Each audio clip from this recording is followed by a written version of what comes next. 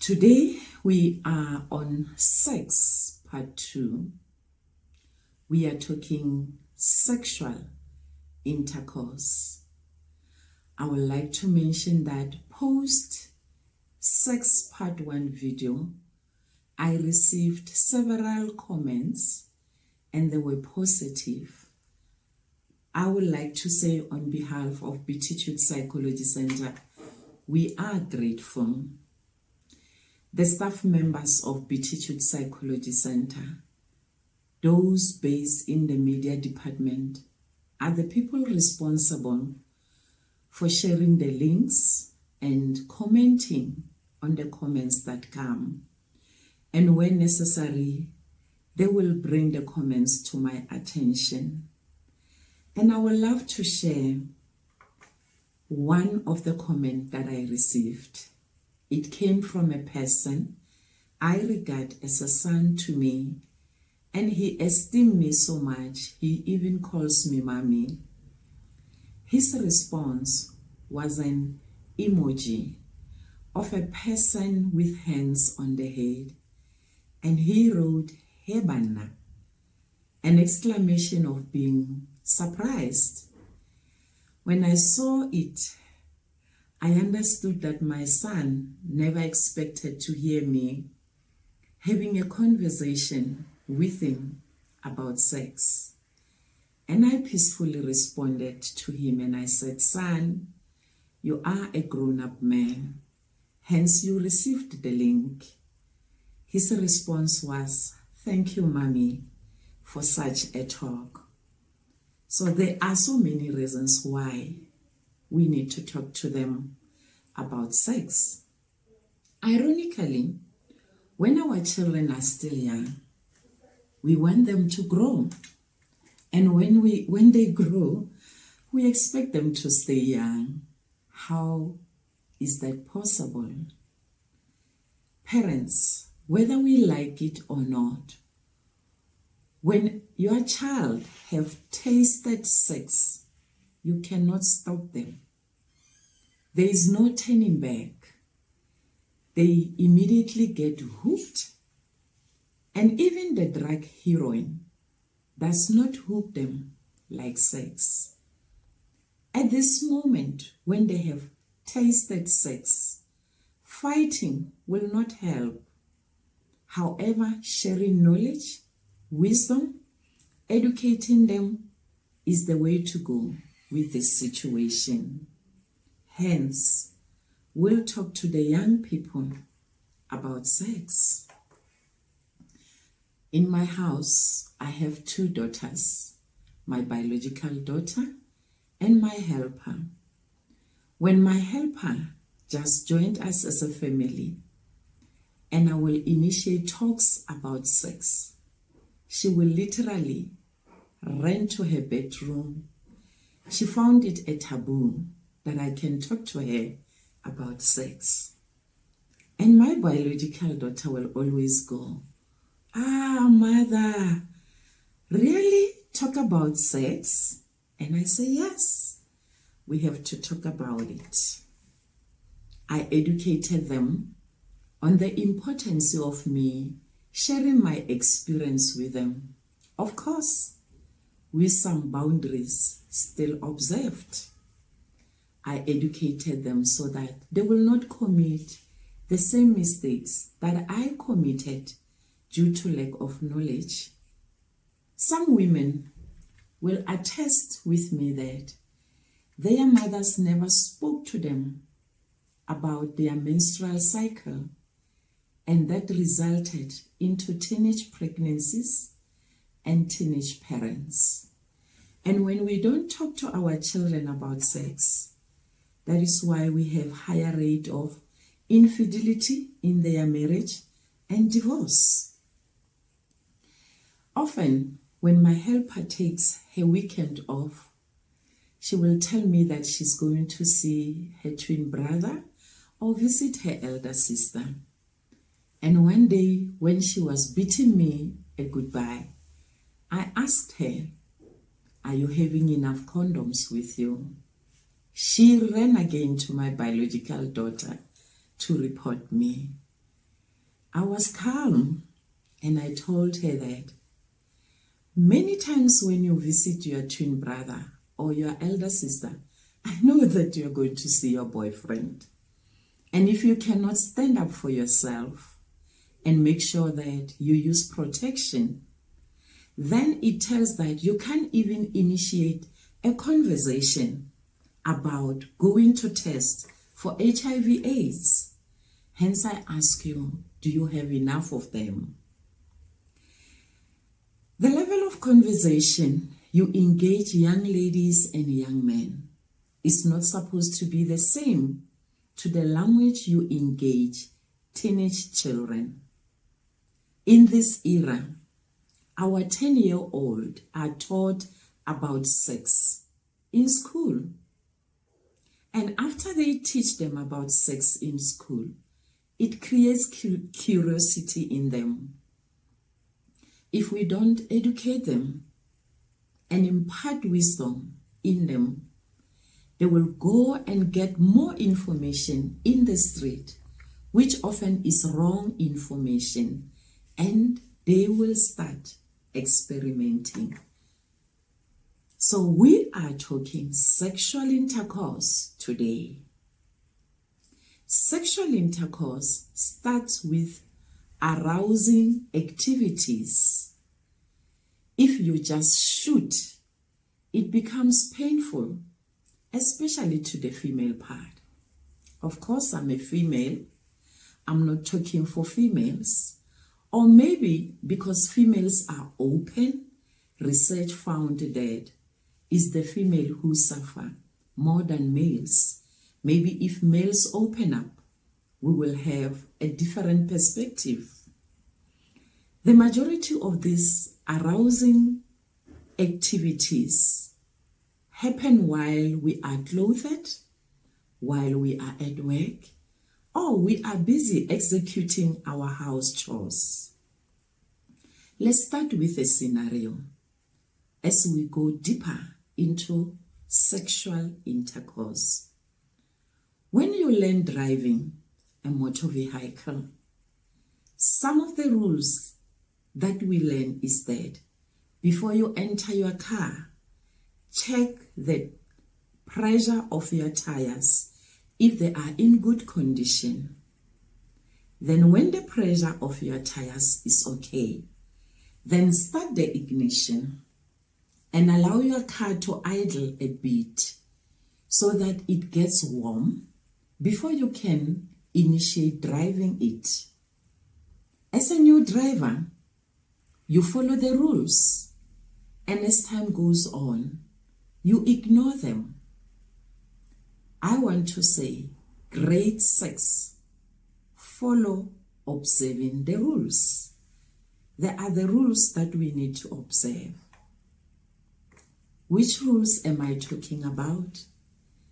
The couple need to warm each other. It's not the responsibility of one person. Both of us, we are responsible to do that. But let's start with the part that should be played by the male part.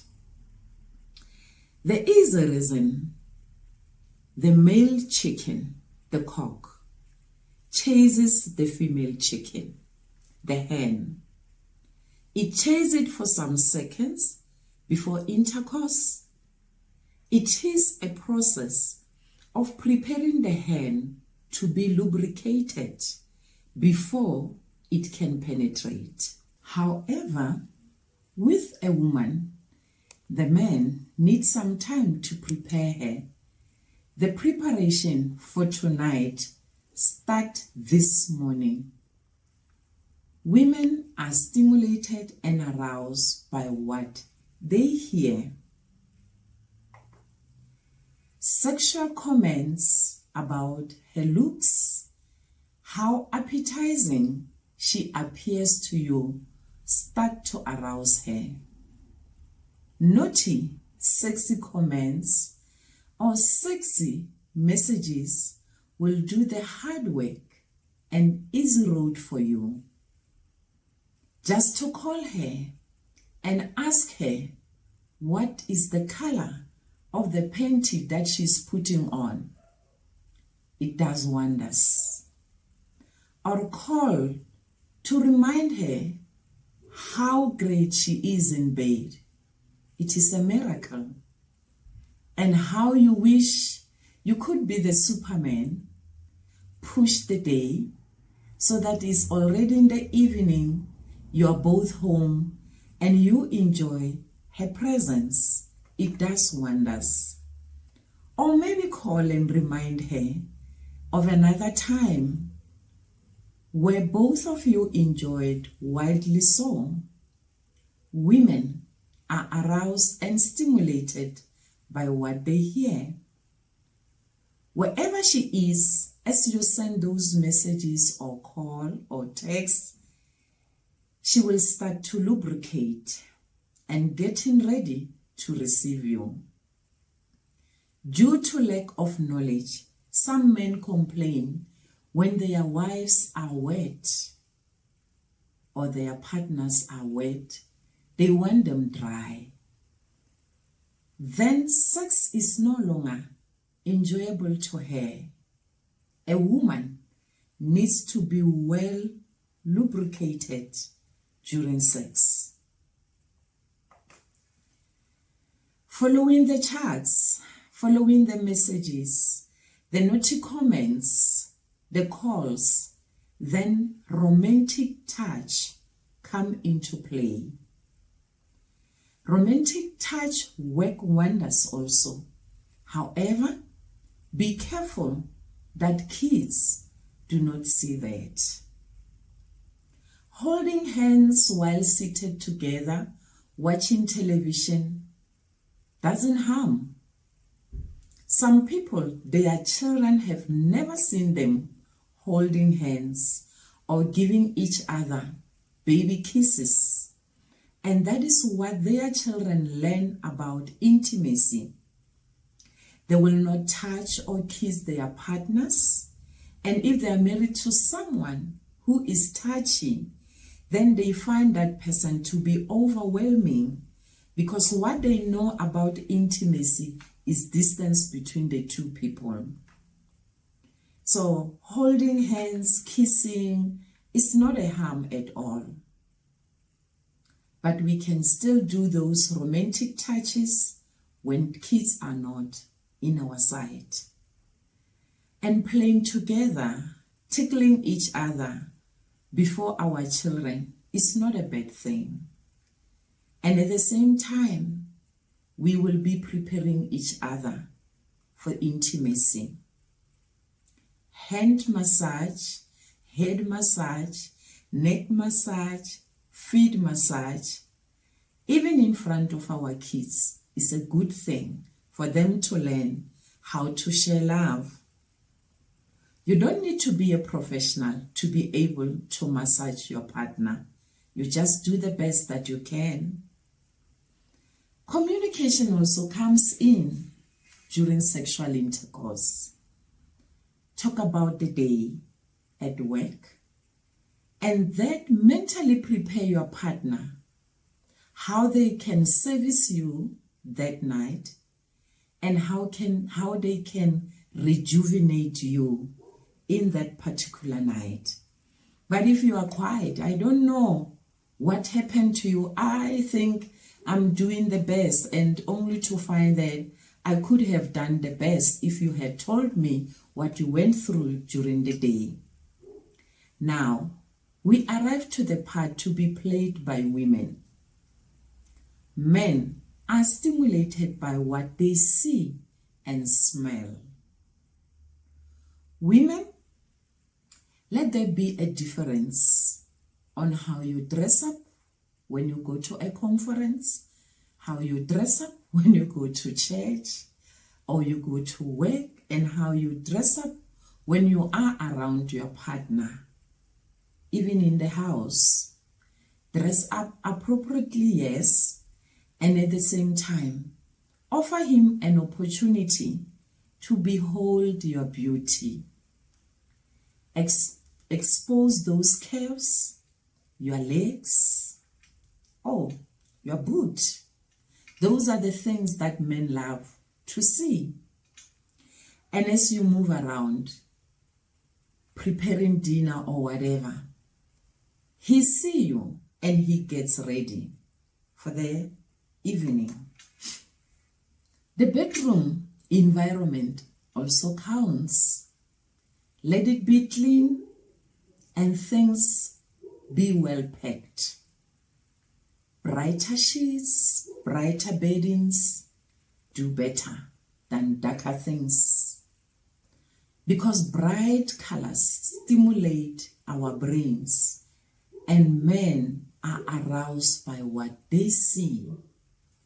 Some people prefer to sleep in pajamas. In my view, that restricts him from seeing. Maybe those pajamas, we should put them whenever we want to go to the kitchen and grab something or go to another room in the house, but not in our closet. Allow him to see your beauty. And some of the reasons he is with you is because the first time he set his eyes on you, there is something that got him attracted, and allow him to see that thing. And when you get out of the shower or a bath, do not just jump into the bed. No, women, move around a bit, create a moment of bending a bit, and let him behold your beauty. Men are stimulated by what they see. And I will say, do not show him too much, so that tomorrow he will want to see again, hoping that he will see all, and you still play the game. Men are stimulated by smell again, as I've said, but consider that strong and louder smell might be a turn-off to other people. Some people suffer health-related conditions that might be provoked by strong and louder smell. So what smells good to you, even if it smells good to you, but you feel is stronger, I will say go gentle there, because they are stimulated by a smell, and at the same time, they can be irritated by certain smells. Recently, a male person visited our consulting room. He wasn't consulting with me. And post-consultation, my colleague reported to me that that male client complained about the flowers that were in the consulting room. He asked if the flowers can be moved out or they moved to another consulting room, because he found that the smell was just annoying to him. And I reminded her that when we get trained, they teach us that when we go to work, we should put on a semi-silent or a mild scent, because we don't have to irritate people that we come across with. So this proves that even though men are stimulated by smell, they can still be annoyed or being irritated by certain smell. Still talking of smell and men, it is boring when the bathroom smell lavender, the bedroom smell lavender. Lavender might do better in the bathroom, and maybe a smell of roses might do better in the bedroom. So women, let us be artistic and flexible. We are talking arousing activities, and arousing activities includes undressing and kissing with a tongue contact. Undressing each other is another form of stimulating each other. It might not be done every day, but if we throw it here and there, it is exciting. And we should avoid routine in our bedroom life. Actually, we should just run away from routine when it comes to sexual intercourse. It is the responsibility of each of us to take bath well and to brush our teeth very well. Bath well so that your partner will find you fit to be kissed everywhere. Men, be observant of your partners. When it comes to kissing, is she relaxed or not? You can feel her body language in your hands. When you hold your partner, you must train yourself to be able to read her moves, what she's saying in your hands. So her body language will tell you a lot if she's relaxed or she's tensed. Women who have been sexually molested in their past, they tend to avoid kissing or they become tense when you kiss them. During pillow talks, you can talk about it if you felt she was tense, if you felt she was uncomfortable, to find out exactly what was happening. And if both of you cannot resolve it, my advice will be seek professional help so that it doesn't affect your sexual life. Earlier, we spoke about warming the car before it can start moving. And this moment, the car is really warm. I mean, your woman is really warm. Then you can put in gear number 1. How do we put gear number 1? Do not be in a hurry, my brother. Always be gentle. It is time to play with her breast. It is time to play with her waist. And when you deal with bedroom life, there is no uniformity. To one woman, nipple sucking can be exciting and stimulating, and to another woman, it might be annoying. So talk and find out what arouses her and how you should fondle her breast instead of annoying her. Woman, also assist him by gently taking his hand and with his hand demonstrate how he can fondle you, not to start passing nasty comments and now you kill his self-esteem. And we are on putting gear number 1. When we put gear number 1, the other thing that is important is fingering. It can also come handy when we are on gear number 1. Be gentle with it. Do not dig her like you are uprooting an unwanted tree in your yard. Find out if she likes how you do it and try to be a gentleman. And if it causes her pain, then it means you are not doing it right. And it doesn't mean you can't learn. You can learn still to finger her.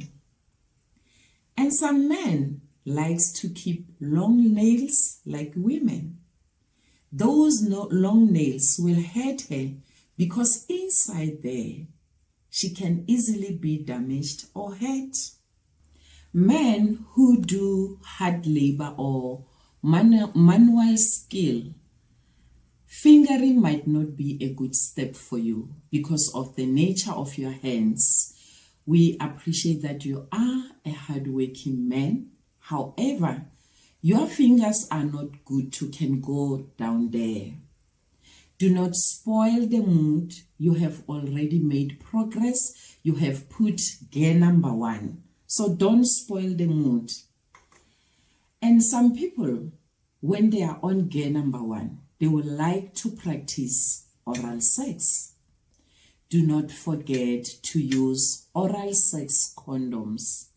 There are condoms designed specifically for that. And during oral sex, please don't vacuum her, but stimulate her. With practice, you might start like you are vacuuming, which is not the right thing, and she will not enjoy. But with practice, you will know how to stimulate her. It is not only the man who needs to put effort, but even the woman have a role to play.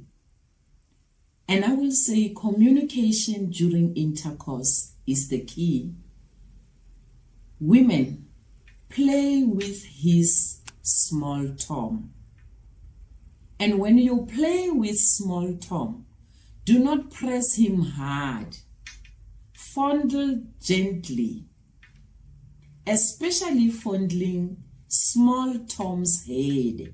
Be gentle with the head.